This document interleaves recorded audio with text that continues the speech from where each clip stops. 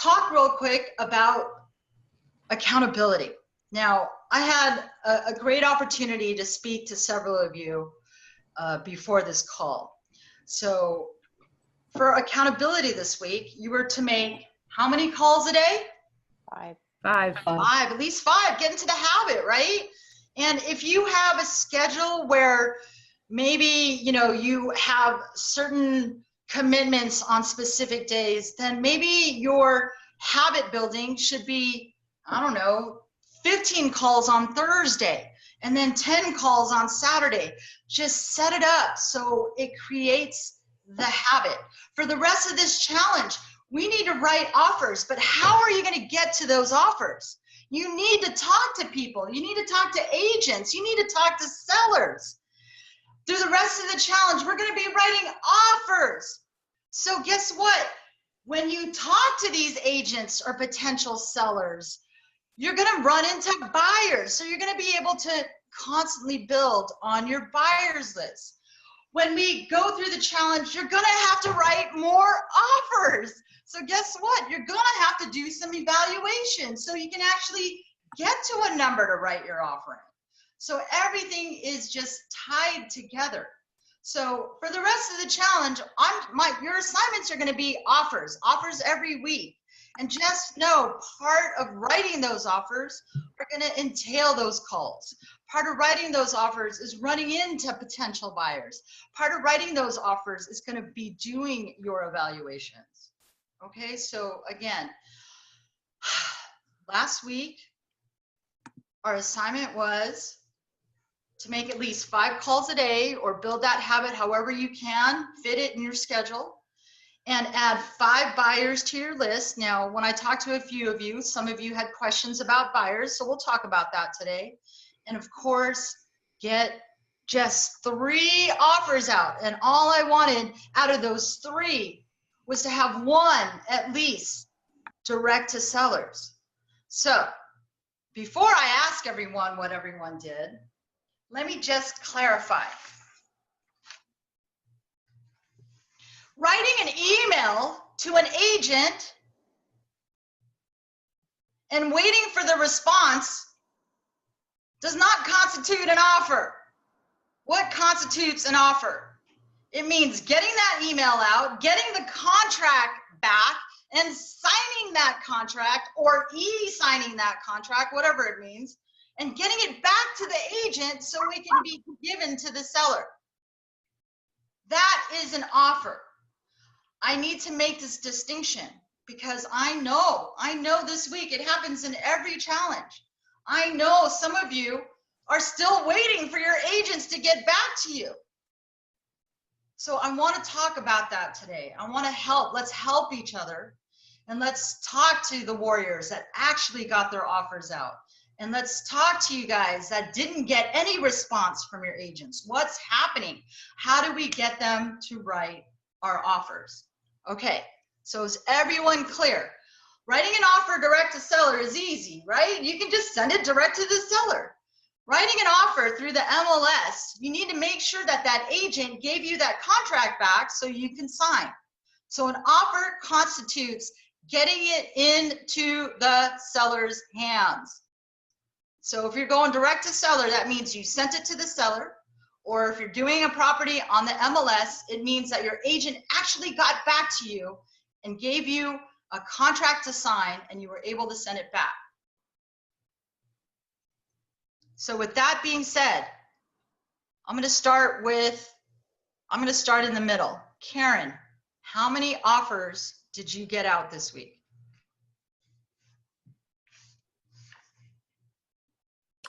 I got 3 offers out, and I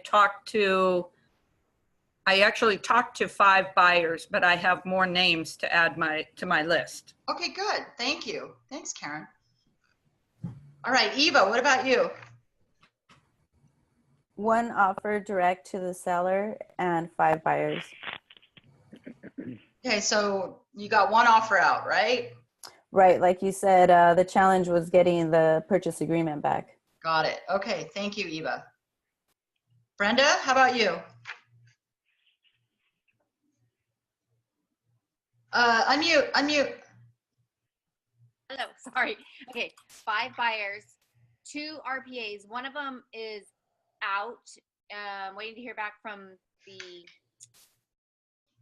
agent on that as far as which offer they accepted. Oh, okay. One Good. of my RPAs is out for correction because when I was looking through it, he did a couple things wrong.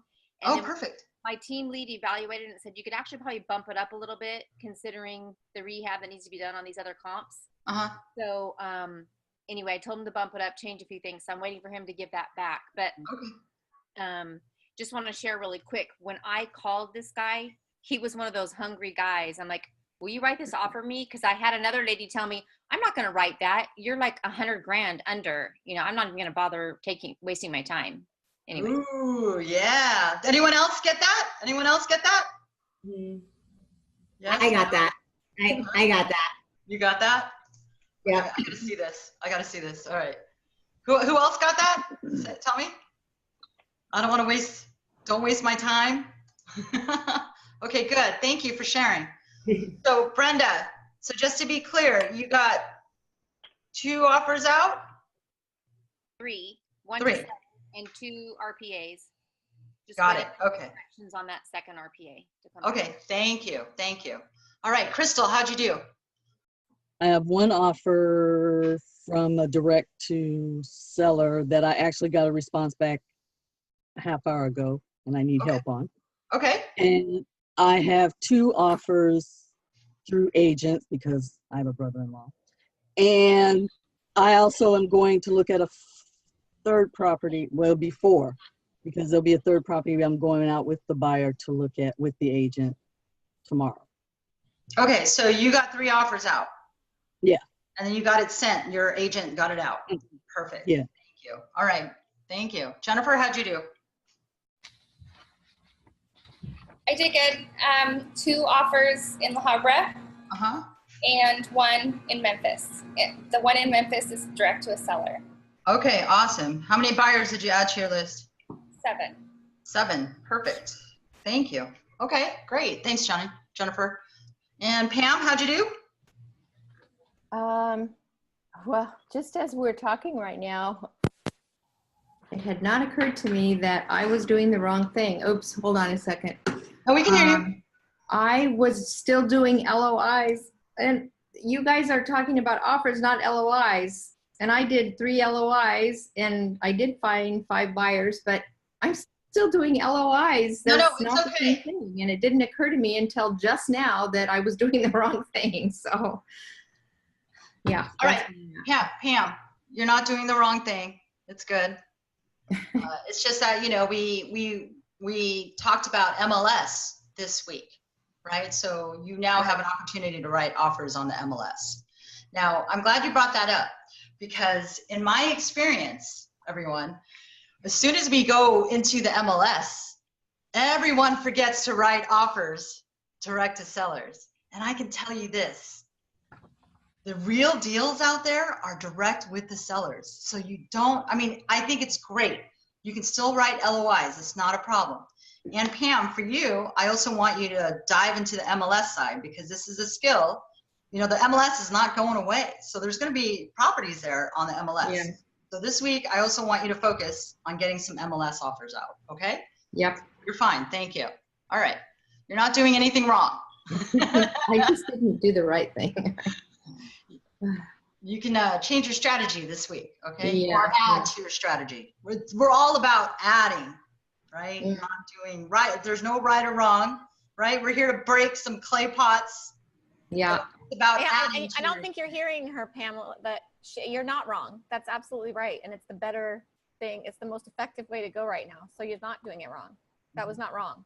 You have a new avenue open, but if everyone only did that, then no one would, fewer people would be getting acceptances. So you're doing the best thing. Okay, thanks. I don't feel so bad. Yeah, don't feel bad, Pam. Don't feel bad. Thank you. All right, Rebecca, how'd you do? Not good. So 1 was the direct to buyer who also happened to be an agent. Uh-huh. The other one, I got yelled at from an agent, hung up on, called him back, got yelled at the exact same way again. So I took it twice. And he would not write the offer. And then I tried other things to get it written, and I was not successful. And then another one of my agents just isn't returning my call, even though we were best friends for like 45 minutes on the phone. He gave me 3 deals, and no. So I got one, but I did get 5 buyers, and they're like legit buyers. So. Okay, good. Okay, I do want to thank you for bringing that up, Rebecca. I mean, I do want to talk about it, and this is why we have our mastermind. You guys understand this? Because obviously some people are getting their offers out and some are getting a lot of resistance from agents. So this is a great opportunity to hear from the group what's working for them and what's not. And, and then we can delve a little deeper and then try to figure out, why are they rejecting your offers? Why aren't they even just writing it up? Are we using the wrong agents? Or are the offers way too low that it feels like a waste of time? So how, there's a lot of things we can look at, through this experience you had this week to just get better. That's it, right? Okay, thank you. All right, Shannon, how about you? One suggestion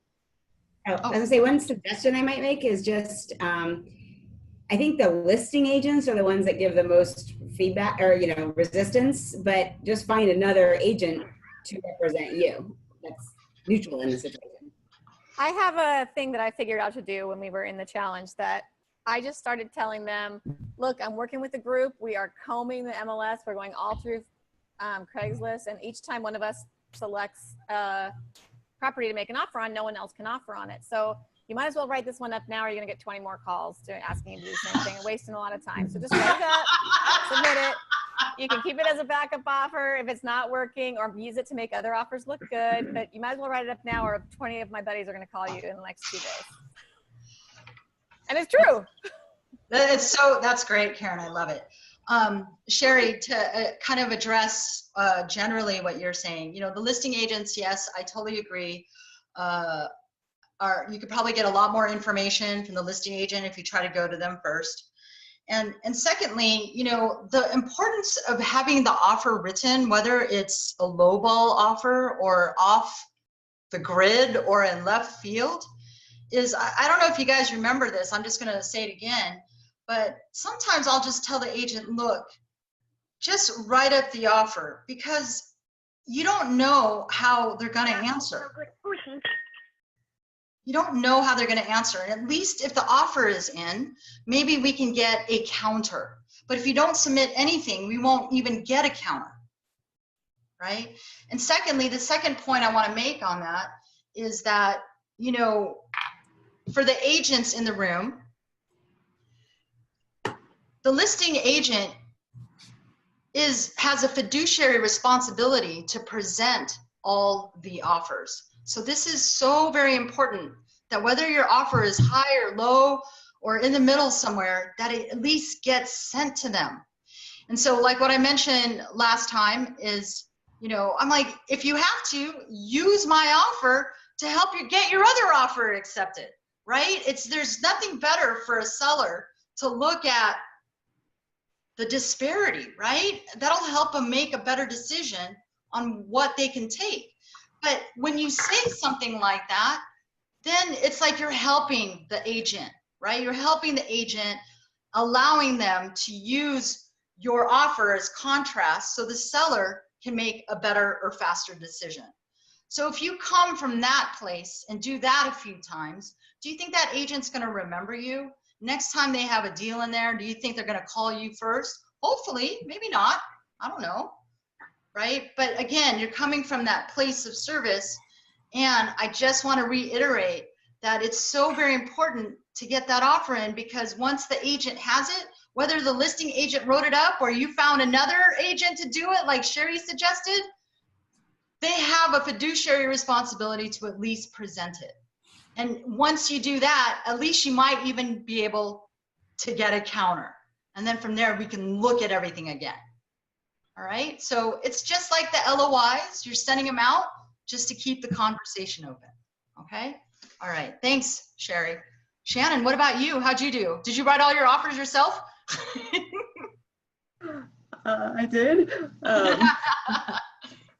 it was the path of least resistance, and I've just been swamped with a million things.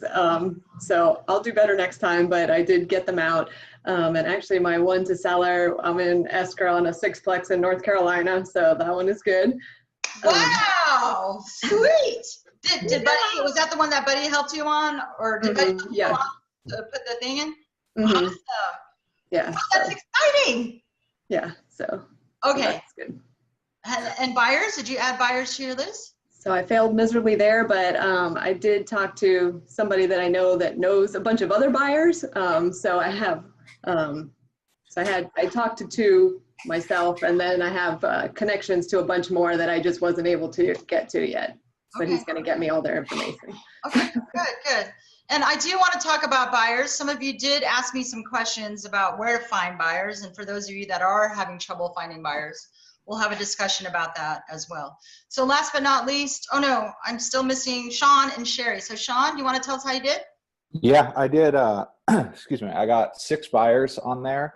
Okay. I got 1 direct to seller offer in. I got 1 offer in with an agent, and then I have 2 more that I'm waiting for the agent, should be in tomorrow.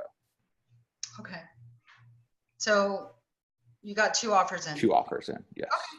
All right. No, it's actually interesting. We tried to have the listing agent represent us, and he said he has never and would never. So I just submitted it myself since I have my car form. So.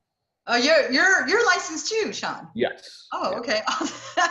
See, there is an advantage of having your license when you're playing the challenge. Okay, so I want to challenge you and Shannon, Sean and Shannon, because you both have licenses, is to go through the full experience and see if you can find some good buyer's agents that are willing to write for you, because then you can focus your energy on finding the deals and they can just get the paperwork in, right? Right. And then, you're also, are you writing these as principals, or are you writing these as agents yourself? Meaning, what are you doing with the commission side? He actually had it. Yeah, he wanted to split the commission on that. Okay, so you were going to get part of that commission. Yeah, exactly. We tried to have him double end, and he said he wouldn't. Okay. Okay, so that's a little bonus if you get the commission too. Shannon, did you write yours up with commission on your end? Yeah, because I did it as an agent using your company. So I figured that wasn't really me. Okay. Okay, whatever works. But again, my challenge to you guys is see if you can get some agents working for you, or at least finding you deals, right? So then you can have more offers to write. And you always have that backup of yourself. But again, part of it is, how do you get some of that work, scaled away from you so you can focus on the things that you do best, which is talking direct to the sellers or figuring out what the offer price is, right? So those are the critical components that you need to do as an investor. All right, last but not least. Didn't want 2 commissions. I can't believe it. That's wait. That's what I was going to ask Sean too. Like, he said no, but you still have to give me half of yours. That's ridiculous. No, he said no to double ending it and had us put in our own offer and ask for half of the commission. So he's having you do it, but he wants half of your commission. No. You're having double commission. Oh, okay. Yeah, I get it. Okay, that makes sense. Like, he's a good one. All right, Sherry, what about you? Did we talk to you already? Did you give us your numbers? No, so I had 2 through agents and 2 direct to sellers. The 2 through agents, I went through the same thing. They wanted my offer verbally. They wanted to know how much I was going to give them. When I was telling them, I said, well, I don't really have the number quite yet. I'm still working on my numbers, but here's what I want. I'm going to send this to you. They were like, no, we want the numbers. They were refusing to set them up. So I did it myself, but I am working to try to find some buyers, agents. So I actually had 2 appointments today. One of them stood me up. I'm going back tomorrow. We tried to do this again. We'll see. He seemed excited, so we'll find out. But anyway, so I wrote him up as myself, but I did put it as them double ending it and getting full commission, which was very generous considering I wrote the paperwork up. Wow. Okay. Them getting the double end. Yeah. Okay. Well, that's it's a strategy, right? Yeah, he's using that to hopefully get them to sweeten the deal to put it in. So. Right. Karen, did you have a question?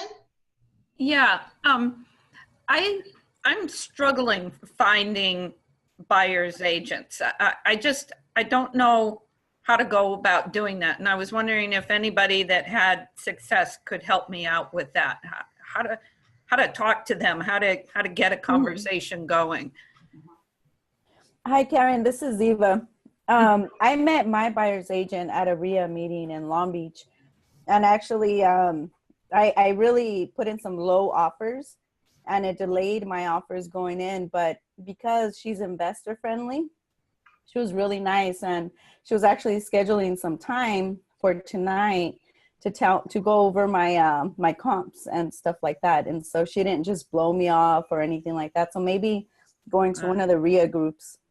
That's a great idea. Thank you. So Eva, come back on. So you met her at a RIA group. So how did you know that she was an investor? You just came up and asked her? Are you investor friendly? What did you do? No, I just excuse me, I would just introduce myself to people and ask them what they do. And so she, at the time, she mentioned she was getting her realtor license, but that she's also an investor herself. And I told her, great, I'm looking to do fix and flips. And so, you know, you can sell and find me the properties and, you know, and we'll, you know, start working together. So, and so now she has her license and she works for Keller Williams. And so we're working great together. Awesome. So she was an investor before, and now she's delving into the world where she can also just get commissions. You know, commissions pay the bills. So, you know, if you have an investor friendly agent, you know, they'll take those commissions all day long. I always tell agents, you know, I have to pay someone, so might as well just be you. Can you just write it up? And yes, you know, you have to come in with that understanding, or when you find these hungry agents or agents that are eager, you know, the bottom line is this, you know, it's going to take a minute. You know, I know not all offers are going to be accepted. And yes, my offers are investor offers. So there's got to be room for me to make money too, right? This is my business. So there has to be, my offers are predicated on the fact that there's enough profit on the back end that I can still make money and stay in business and feed my family, right? The agents have it so great because there's no risk in the deal for them. They just either get the offer accepted or list the property and they get a commission no matter what price that sells at, right? But as an investor, we have to put up money. Most of the time we have to pay for the money.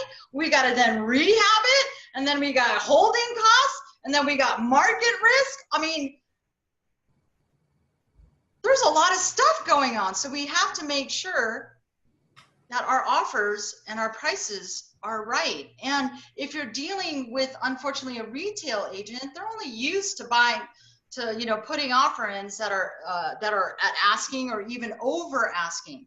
But remember, we're dealing with properties that need fix up, where we need to add value. And so we have to be very careful on what our offer prices are. Now, if you're one of those that just got rejected from all your agents because your offers are too low or quote unquote a waste of their time, then that's okay. Maybe what we need to look at is, you know, how are you comping? Are you being too conservative? I know, Eva, is it okay if I bring this example up? Okay, so I had a great conversation with Eva before the call today, and it turned out that she was actually not using the fixed up comps to get to her ARV. Does everyone understand that? Now, this is a common mistake, right? And you know, you look at many comps, and then you end up putting the fixer comps in your spreadsheet. So the fixer comps will bring down your actual ARV. What we want to use to get to our ARV are the properties that are really nice, that have been flipped, that are move-in ready, right? Because that is what the market, retail market is. And then that, from there, the spreadsheet will then take out all the expenses and then get to your maximum allowable offer. So please, if you're one of those that are just getting rejected left and right, then maybe we can do a one-on-one or sit down and look at one of your evals and just make sure that you're actually using comps that'll get you to a fair ARV which then will determine what your maximum allowable offer is. So if you're using all the fixture comps in your evaluation, man, your offer, your MAO is going to be so low, right? So in those cases, you guys will need to relook at how you're evaluating.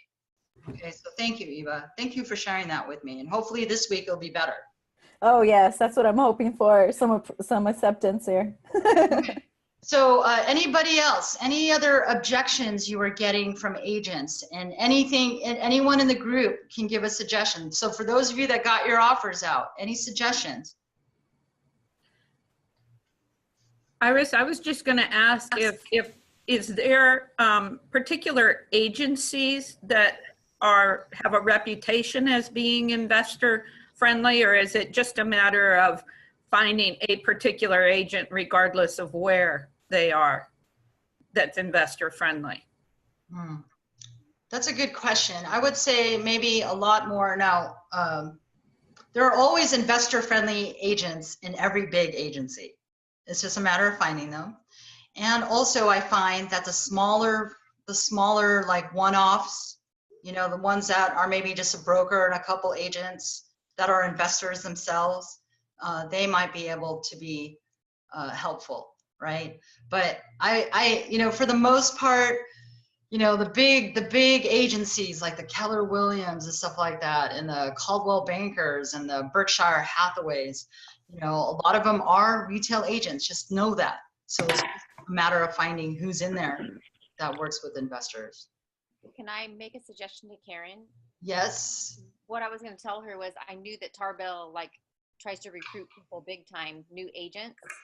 So that was one of the reasons that I called their up desk to see who was working. And that was the hungry guy that I got a hold of that was working at my offer.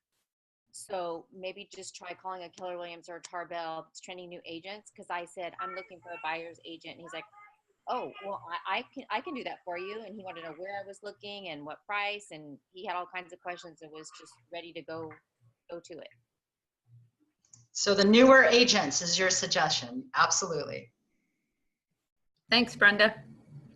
Anyone else? We've had people in past challenges who just, one that was kind of having the same experience as Rebecca, like every single person they called was giving them the rundown, like kind of ripping them a new one. And what she did, she's like got the phone book and started calling every agent and giving them like a mini interview, like, hey, this is what I do. You know, can you go to bat for me? I'll bring you more than one deal. You never know where we can go with this, you know, and just seeing who was excited about it. And then so that you're not fighting people that don't want to do it. Thanks, Karen. Perfect. Anyone else? I know one. Yeah. I know one strategy that I was using was days on market. So when you got a lot of days on market, you got a pretty desperate listing agent because they're in that risk of losing the listing if it goes too long. Sometimes you can build rapport with them and say, hey, how can I help you? I work with a group.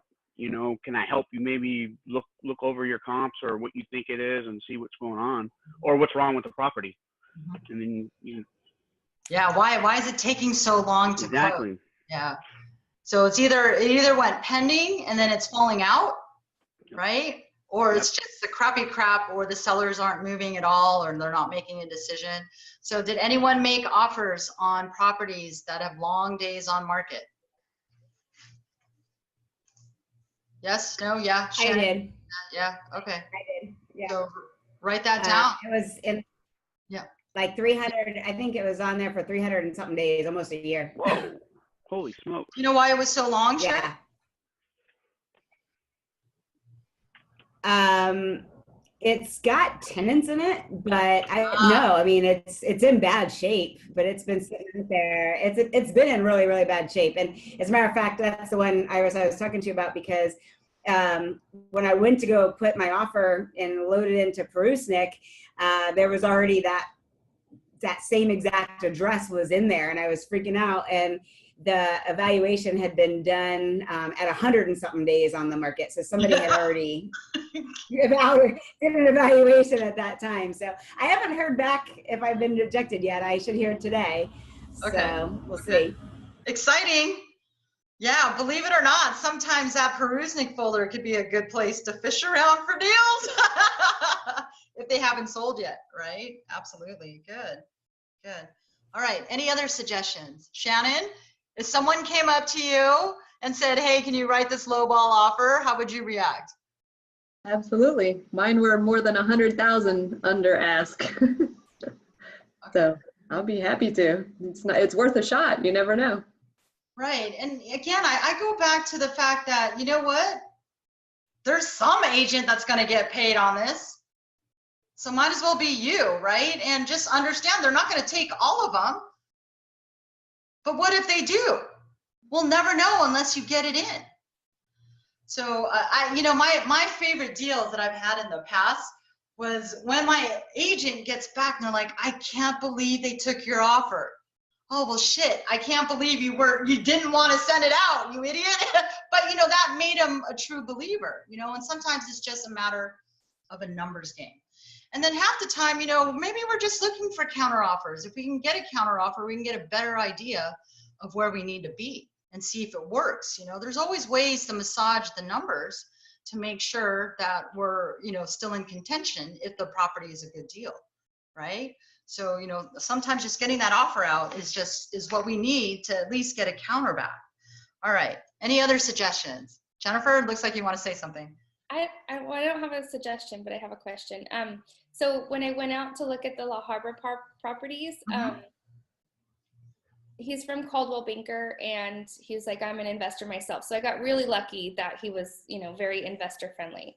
And he kind of, tipped me off to where I needed to be in the, the numbers. But originally he asked for a package offer. And then today he came back and said, I need you to write them separately. So I'm wondering why. Well, usually the CAR form is per property, and it's probably just a bank stipulation. If it was direct to seller, you could have just gave that whole thing direct to seller. But in your situation, there's a bank involved, so you probably want to see it separately. But then why did he ask me for them to be that way in the beginning? Who knows? Okay. I don't know. I don't know, honey. So, but yeah, because the bank is involved, sometimes you have to play with the bank rules. Yeah, because it's just wasting another day that I have to re-sign it right now. But the good news is, Jennifer, is that they didn't accept anything yet. No. So you're still in contention. Still in the game. Yeah. All right. Yeah. I had an interesting one happen to me right before the call tonight. I had been working with Karen Moore on a property in Newport Beach. And we had a couple of different counter offers go back and forth. And we ended up just saying, you know what, this is not a deal for us. And, you've got other offers. I think you're better off going with them. And I left it with the agent saying, if anything happens and things fall through, keep me in mind, give me a call. Maybe we can try it again. I got a call 15 minutes before tonight. No way! Asking me if I'm interested still. See? Oh my God. The takeaway, baby, the takeaway. Yes. Brilliant. Wait till they're motivated. Yeah, exactly. But, okay, so the point is you created that relationship, and then after you saw like everything go through, you're like, you know what? I mean, at the end of the day, the seller is going to take whatever is best for them or whatever works for them, right? And sometimes we just can't compete with it. Who was it I was talking to where I'm like, there's some areas that have an influx of foreign buyers, foreign money that they just need to get out of their country. And so they just overpay crazy, right? I'm not going to compete with that because, again, you make your money when you buy. You make your money when you buy. You have to buy it right. And so when it's like that, I'm like, no, I'm not going to, at least, I gave my shot. I gave my best offer in. But, in the event that there is a fallout, if your offer wasn't in, or if you didn't create that relationship, they wouldn't know who to call back. So that's why it's so important to get the offer in, no matter how low it is or how off it may be. I always, again, I just try to, you know, say, look, just use it to get another offer accepted. And that was perfect, Karen. In the case of fallout or if something happens, please call me. Awesome. So, you know, you just got control of that now, Karen. Yeah. Yeah. Now the control is in your part. That's Yeah. awesome. Okay. Yeah. I love it. I already told Karen Moore that I need help. Well, Karen Moore looks excited, so. Awesome. Any other objections you guys are experiencing that we can help talk about as a group?